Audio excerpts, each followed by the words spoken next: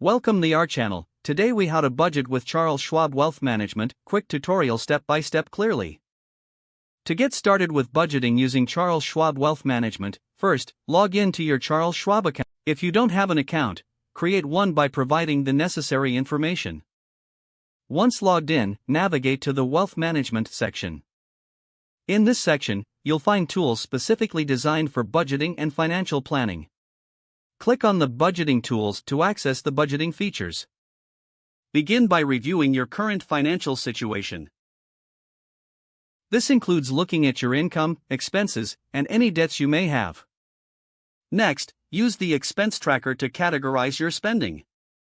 Enter your monthly income in the provided field. Then, add your fixed expenses, such as rent or mortgage, utilities, and insurance. After that, include your variable expenses, like groceries, dining, and entertainment.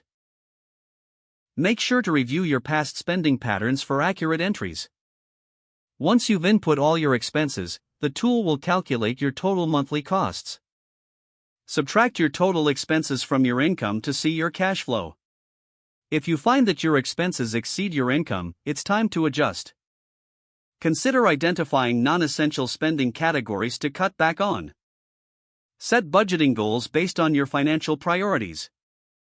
For example, if you're saving for a vacation, allocate a specific amount each month. Utilize the goal-setting feature to track these objectives and monitor your progress. Keep an eye on your spending habits regularly through the app. Make adjustments to your budget as needed, especially if your financial situation changes.